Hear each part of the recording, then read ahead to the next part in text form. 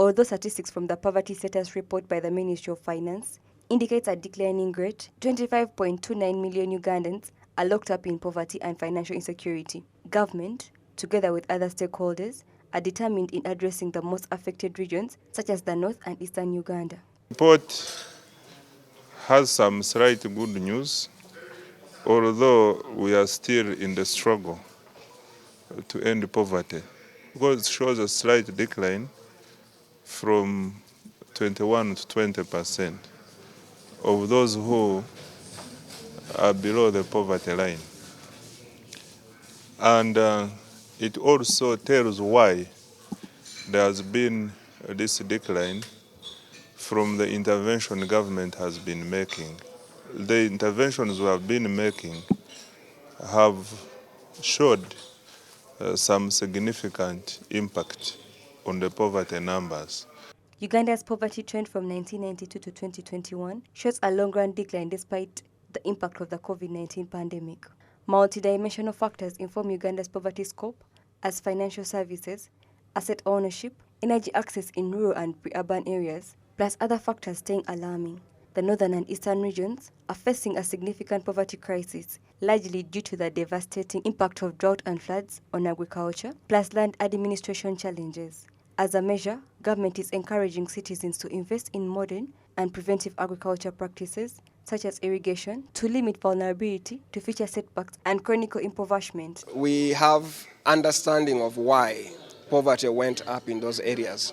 The big issue was largely the drought and then the floods, but also poverty went up much higher in the urban areas compared to the rural areas.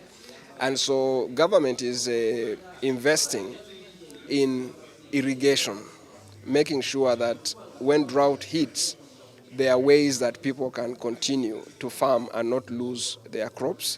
The other thing that government is investing in for these regions is land administration, to make sure that people can register their lands and have more secure investments, but also use their land to attract either capital or partners to invest in this land with.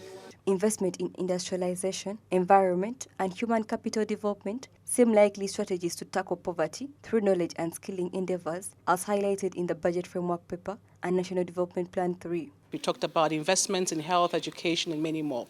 So these are some of the accelerators. And I think that there are a couple of low-hanging fruits for us that has come very strongly here in the conversations today. The need for us to look at, for example, trade and industrialization within the context of the Africa Free Trade Continental Area Agreement. This becomes very important because we have, the biggest free trade area in the world, 1.4 billion people. Now, when you look at it from the correlation with the report we are talking about more people in the agriculture sector, organizing them to trade, then becomes very important. We've also looked at other areas such as on energy and renewables that becomes important for us to be able to move forward. We also need the electricity, we need the power for industrialization. It's an area of investment that's a low-hanging fruit for us, particularly Uganda that is blessed with a lot of natural resources. Again, now we have a very youthful population. Uganda's struggle to middle-class status is yet to be realized, as metrics such as equivalent average household income, poverty risk vulnerability, among others, are still worrying. Martha Nimsima, Smart 24 TV, Business Today.